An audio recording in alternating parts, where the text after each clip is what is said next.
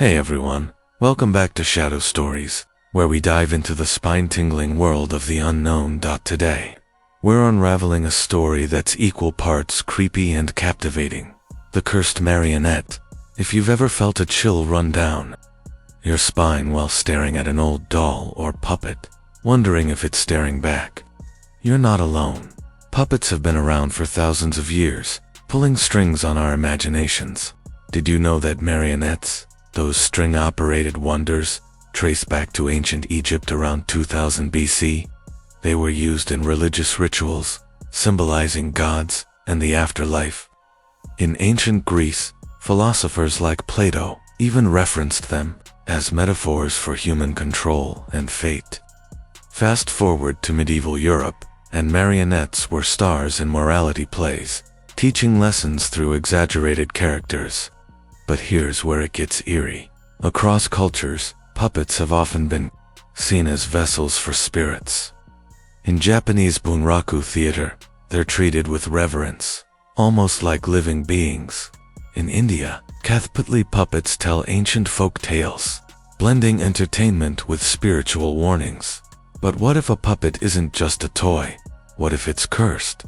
Our story today is inspired by real haunted doll legends, like Robert the Doll from Key West, Florida. Sailor-suited marionette, said to move on its own, curse visitors, and even giggle at night. Or Annabelle, the infamous Raggedy Ann doll, locked in a museum because it allegedly attacks people. We'll weave in psychological insights too. Did you know many hauntings stem from pareidolia, where our brains see faces or movements in inanimate objects? Or infrasound, low-frequency vibrations that can cause unease and hallucinations? Buckle up, this tale will make you question what's real. If you enjoy creepy stories with a side of facts, hit that like button, subscribe, and ring the bell. Let's pull the strings and begin. Act 1. The Discovery. Our story unfolds in the misty hills of Eldridge, a quiet town where ancient oaks whisper secrets to the wind. It's the summer of 1987, and 14-year-old Mira Kapoor is spending her vacation with her family in a rented apartment on the edge of town. Mira's a dreamer, always sketching fantastical creatures in her notebook, escaping into books about far-off adventures. Her older brother, Arjun, is the practical one, obsessed with science fairs and debunking myths. Their parents, busy with work, even on vacation, decide to check out a massive garage sale at the old Hawthorne mansion, rumored to be haunted after its eccentric owner vanished years ago. As Mira wanders the cluttered rooms, her eyes land on it, a peculiar marionette puppet tucked away in a forgotten corner. Carved from dark walnut wood, its face boasts a toothy grin that seems almost too wide, glassy green eyes that catch the light like emeralds. A tattered crimson velvet cloak drapes its shoulders, and loose strings dangle from its limbs. Despite the dust, and where Mira feels an inexplicable pull like the puppet is calling to her. "Mom, look at this," Mira exclaims, holding it up. Her mother glances over, busy haggling for a vintage lamp. "It's creepy, sweetie. Why not pick something fun, like a board game?" But Arjun smirks. "Creepy. It's just wood and strings. Bet I could make it dance better than you," Mira pleads, imagining epic puppet shows with her friends back home. "Please, it'll make me popular at school. Everyone loves weird stuff." Reluctantly, her parents agree, buying it for a steal $5 from the estate seller, who mutters, "Good riddance." That thing gave the old man nightmares. Back at the apartment, Mira places the marionette on her desk. She names it Remy, after a character from her favorite fairy tale.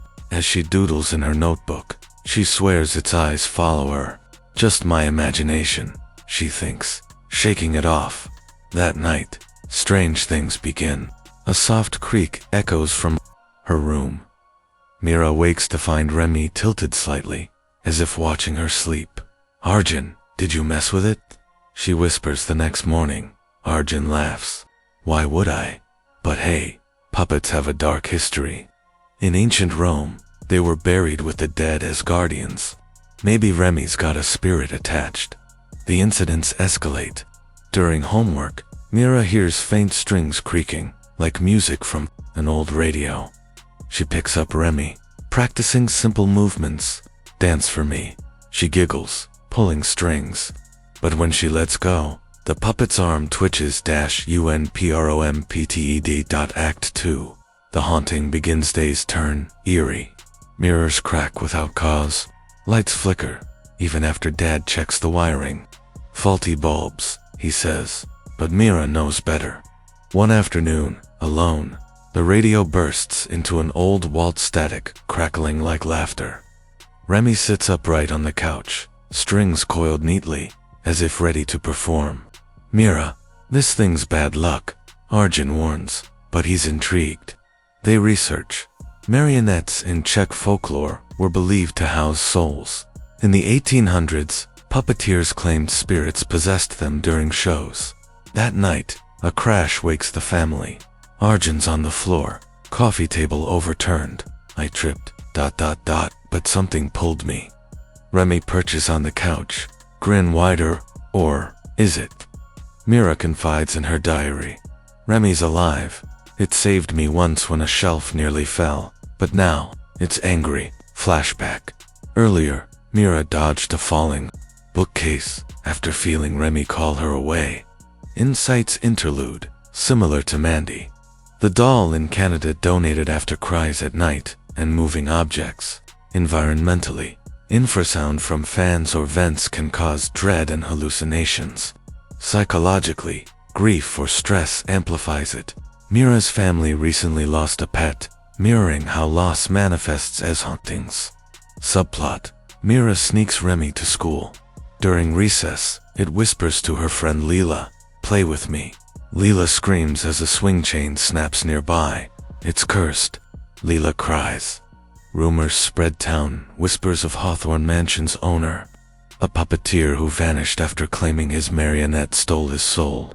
Arjun digs deeper.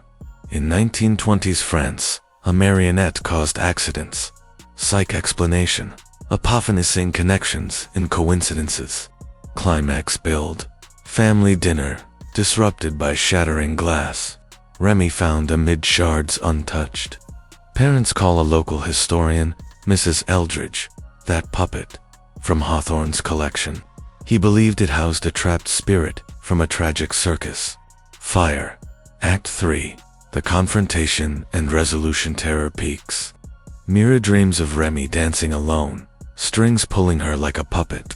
Waking bite marks on her arm teeny, like wooden teeth. It's feeding on fear, Arjun theorizes.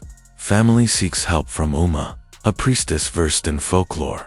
Examining Remy, "This is no toy vessel for unrest," she explains. In Indian Kathputli puppets channel energies. Psychologically, it's projection. Our fears manifest. Ritual. Chants. Blessed cloth, wrapping Remy, sealed in a symbol inscribed box. Buried in the forest near the mansion. Never return, Amma warns. Relief until news. Amma vanishes, shawl torn near the burial site. Family flees. Eldridge. Years later, college Mira dreams of Remy's grin. In her dorm, faint creaks. Insights. Like Lita, the doll from Australia causes rain, sadness. EMFs disrupt brainwaves, mimicking possessions. Sleep paralysis explains 40% of sightings. Paralysis with hallucinations. Real example: pupa from Italy/changes expressions. Or Island of Dolls in Mexico. Hundreds hung to ward off spirits. Now a tourist haunt. There you have it. The cursed marionette's tale. Was Remy truly haunted, or a mind trick? History shows puppets blur reality and illusion. In Czech tradition, they're soul vessels. Psychologically, suggestibility and biases create ghosts. What do you think? Cursed or coincidence? Comment below. For more chills, check our playlist on haunted objects. Like, subscribe, share, help us hit 1OK subs. Thanks for watching Shadow Stories. Stay spooky, but sleep tight.